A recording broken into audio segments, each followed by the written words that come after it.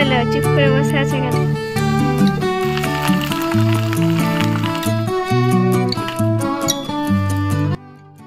হরে কৃষ্ণ সুধী ভক্তবৃন্দ, আশা করি আপনারা সকলে ভজন কুশলে আছেন। আবার একটি নতুন ভিডিওতে আপনাদের সকলকে জানাই স্বাগত। সকলকে শুভ সকাল। আজকে মঙ্গলবার, আর সকালবেলা উঠেই আমরা স্নান টান করে এখন কাকড়ি নিয়ে আগুন পুইতে বসেছি।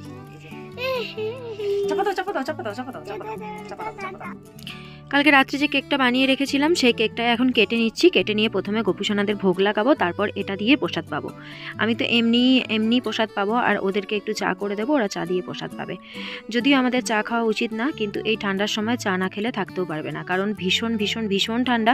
যেহেতু এখন চিলেকালান চলছে, তো সেই জন্য এই ঠান্ডার সময় যদি গরম পানীয় কিছু না খাওয়া হয় তো ভীষণ শরীর খারাপ করবে। আর দেখুন কেকটা কতটা স্পঞ্জি হয়েছে, আর দেখতে কতটা আকর্ষণীয় হয়েছে।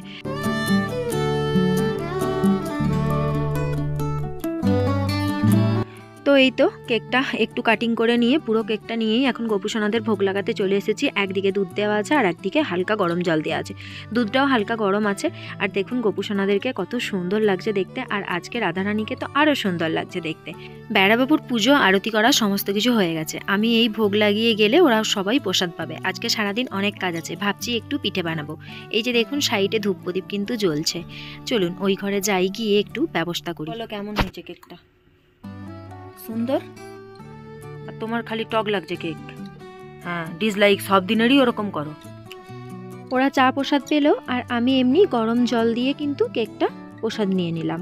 এখন রান্না করব করলা আলু ভাজা, ব্রকলি সবজি আর বেগুন ভাজা। বাস আজকে দুপুরের এটাই ভোগ বানাবো। এখন এগুলোকে সব ধুয়ে নিচ্ছি, ধুয়ে পরিষ্কার করে নিচ্ছি। আর এতটাই ঠান্ডা জল যে কি বলবো, হাত দিতে ইচ্ছা করছে না, কিন্তু কিছু করার নেই।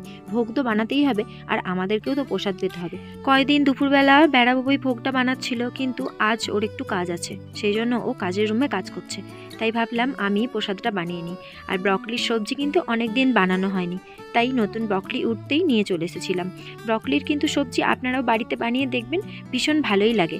ফুলকপির মতনই কিন্তু টেস্ট লাগে। অনেকে বলে ব্রকলি খেতে একদম ভালো না, কিন্তু আমি বলবো যেভাবে ফুলকপি রান্না করে সেইভাবে যদি আপনারা ব্রকলির সবজিটা রান্না করেন তাহলে দেখবেন ভীষণ টেস্টি হয়েছে।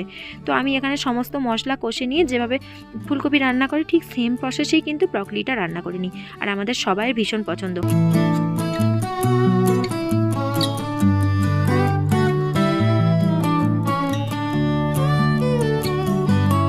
ওইদিকে তরকারিটা প্রায় হয়ে এসেছে, আর আমি এদিকে ভিজিয়ে দিচ্ছি চাল। 1 কাপ আতপ চাল নিলাম, আর 1 কাপ এখানে বিউলির ডাল নিলাম। এটার সাথে দেব আরও 3 কাপের মতো সেদ্ধ চাল।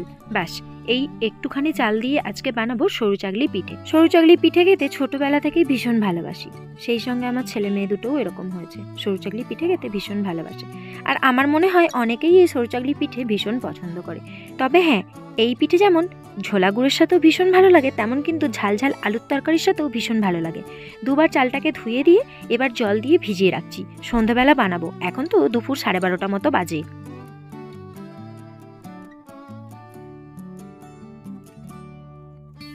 ওইদিকে তরকারিটা হয়ে গেছে। তরকারিটা একটা কড়াইতে আছে, ওটাকে আর চেঞ্জ করলাম না, সেই জন্য আর একটা কড়াই নিয়ে এখানে বেগুন ভাজা আর করলা ভাজাটা করে নিচ্ছি।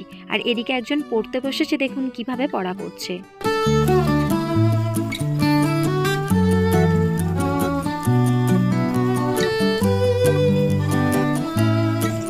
তরকারি, বেগুন ভাজা, করলা আলু ভাজা সমস্ত কিছু হয়ে গেছে। ওদিকে অন্নটাও হয়ে গেছে। এরপর ভোগ লাগিয়ে আমরা প্রসাদ পেয়ে নেব। দুপুরের আজকের 3টে ভোগ দিয়ে কিন্তু ভগবানকে ভোগ লাগানো হয়েছিল, আর আমরা সেটার প্রসাদ পেয়ে নিয়েছি। গরম গরম এই অল্প কিছু দিয়ে কিন্তু ভালো প্রসাদ পাওয়া যায়। এখন সন্ধ্যাবেলা এই যে চালগুলো ভিজে গেছে, এটা পিঠেটা আমি বানিয়ে নেব এখন, সেই জন্য চালগুলোকে বেটে নিচ্ছে। যেহেতু দুপুর থেকে ভেজানো ছিল, সেই জন্য দেখুন কত সুন্দর ভিজে গেছে, আর বেশ ফুলেও গেছে।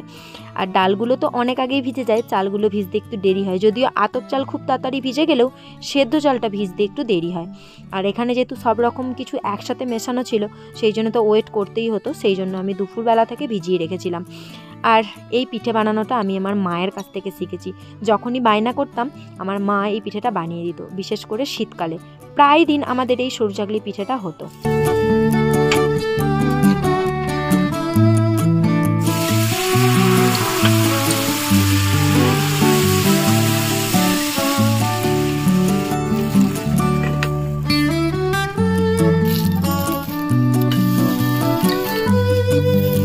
চালটা ভেজানো কম হয়ে গেছিলো, সেই জন্য বেশি পিঠে হয়নি, ওই 15টার মতন পিঠে হয়েছিল।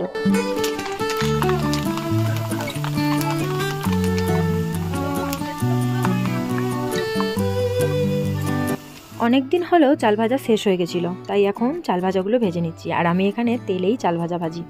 দেখে একটু অবাক লাগছে তাই না?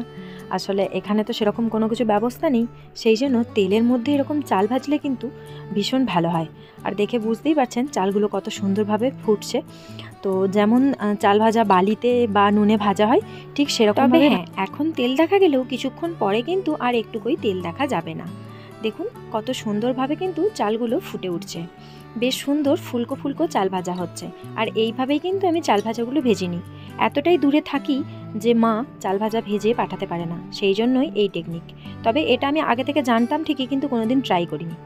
পাশের এক মাতাজি আছে, উনি বানায়, তো ওনার দেখেই এটা শেখা। ভীষণ টেস্টি হয়, তবে কোনো নুন দিয়ে ভাজিনি, শুধু চালটার মধ্যে অল্প একটু জল দিয়ে মাখিয়ে এইভাবে ভাজি। যখন এটা প্রসাদ পাই তখন অল্প নুন দিয়ে আর একটু আম তেল বা এমনি তেল মাখিয়ে এর মধ্যে চানাচুর বা কড়াই ভাজা মাখিয়ে কিন্তু এটা প্রসাদ পাই, আর ভগবানকে দিয়েই তবে প্রসাদ পাই। যাই হোক, আপনাদের এই টেকনিকটা কেমন লাগলো সেটাও কিন্তু অবশ্যই কমেন্ট করে জানাবেন।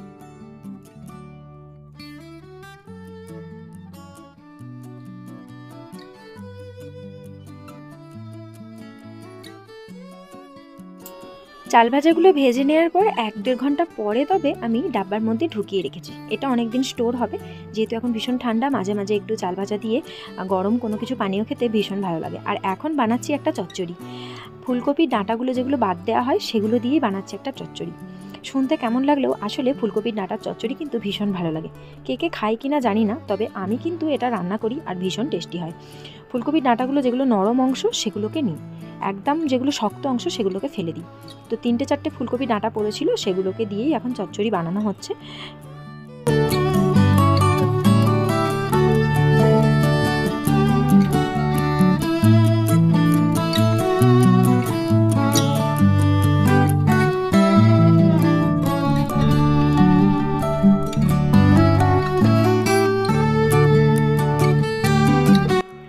এখন রাত্রির প্রায় 11:30 মতো বাজে, আমার এখনও ভোগ বানানো কমপ্লিট হয়নি। ওদিকে তরকারিটা হচ্ছে, আমি এদিকে ডাল বসিয়ে দিচ্ছি। আজকে রাত্রে চচ্চড়ি আর ডাল, বাস এটাই আজকে রাত্রে প্রসাদ হবে। যেহেতু সন্ধ্যাবেলা পিঠে খাওয়া হয়েছে, সেই জন্য রাত্রে একটু। আজকের ভিডিওটা এখানেই শেষ করছি। এতক্ষণ ভিডিওটি দেখার জন্য অসংখ্য ধন্যবাদ। যারা নতুন আজকে প্রথম আমার ভিডিওটি দেখছেন তারা অবশ্যই চ্যানেলটি সাবস্ক্রাইব করে পাশে থাকা বেল আইকনটি ক্লিক করে প্রথমেই আপনি নোটিফিকেশন পেয়ে আমার ভিডিওটি দেখতে পারেন। এতক্ষণ ভিডিওটি দেখার জন্য অসংখ্য ধন্যবাদ পুরনো ও নতুন বন্ধু সকলকেই। সকলে ভালো থাকবেন, সুস্থ থাকবেন, সাবধানে থাকবেন। দেখা হচ্ছে আবার একটি নতুন ভিডিওতে। হরে কৃষ্ণ। কি হলো, চুপ করে বসে আছে কেন? ও, ওই জন্য জব করছে। জব বাকি আছে, জব করছে, কিন্তু পিঠেটা খেলো আরাম করে। অনেকদিন খাইনি সরু চাকলি পিঠে, কিন্তু খেয়ে অ্যাসিড করে গেছে, কষ্ট হচ্ছে এবার।